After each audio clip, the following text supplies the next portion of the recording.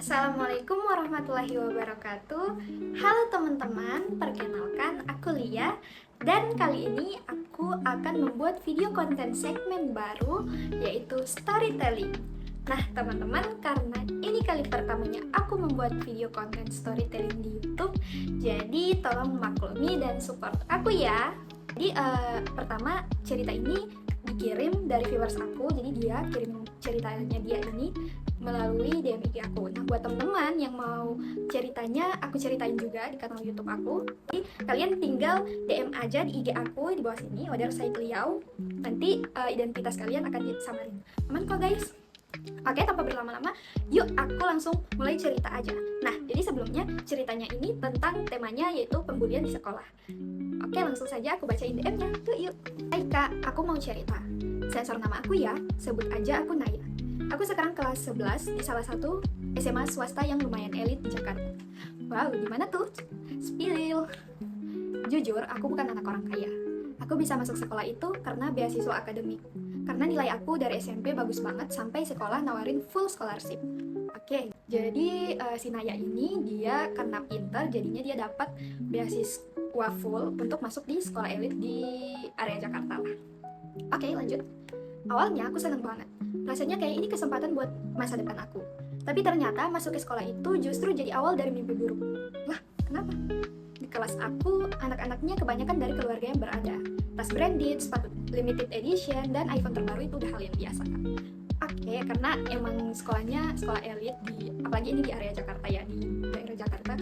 Dan aku itu cuman pakai tas sekolah dari kain sederhana dan sepatu yang udah 2 tahun dipakai. Gak apa-apa dong, kalau masih bagus dan layak, oke. Nah awalnya mereka cuman mau ngeliatin dan bisik-bisik. Lalu komentar-komentar mulai muncul. Dari yang meremehkan sampai yang terang-terangan ngejudge. Oh my god.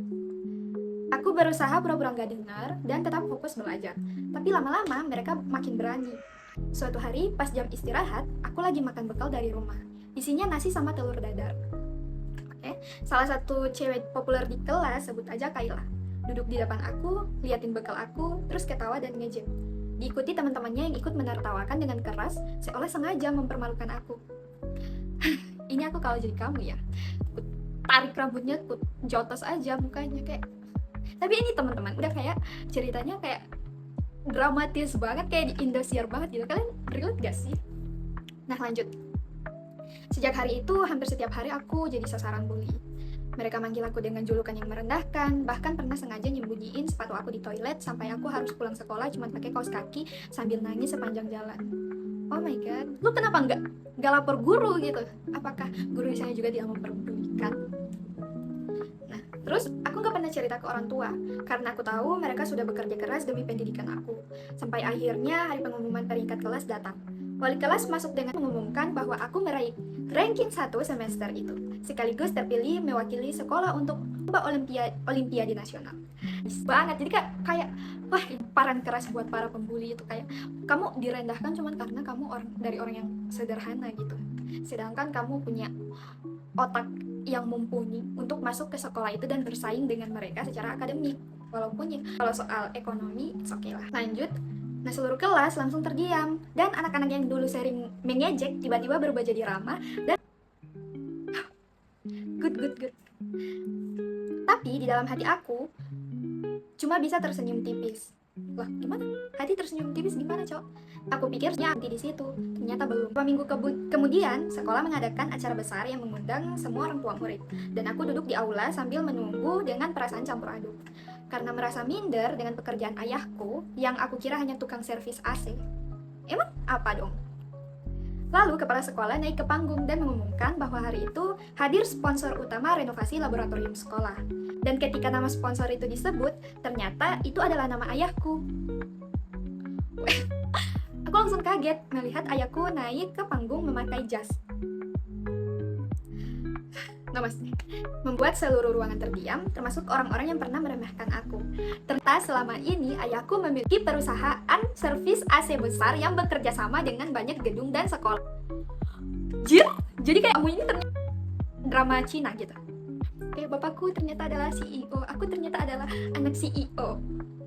Hidup belasan tahun dikira anak miskin, ternyata bapakku selama ini adalah CEO. Gitu, oh my god, so dramatic. Oke, lanjut.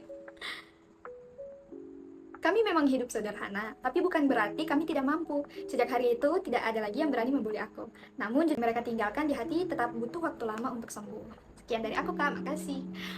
Wow, jadi, oh my god, aku nggak nyangka ternyata di real life juga ada ceritanya yang sama kayak mini drama atau drama box Cina yang ternyata bapakku adalah CEO, gitu. Kayak, oh my god, ternyata viewers aku juga merasakan hal yang sama. Nah, buat kalian guys yang mau kirim cerita buat diceritain di kanal YouTube aku, DM aku aja di IG aku di bawah ini. Tenang aja, nanti identitas kalian aku sensor dan aman kok. Oke? Sekian dari aku, nanti aku lanjut untuk part 2 di video selanjutnya. Bye bye, assalamualaikum warahmatullahi wabarakatuh. Jangan lupa like, comment, and subscribe. Bye bye.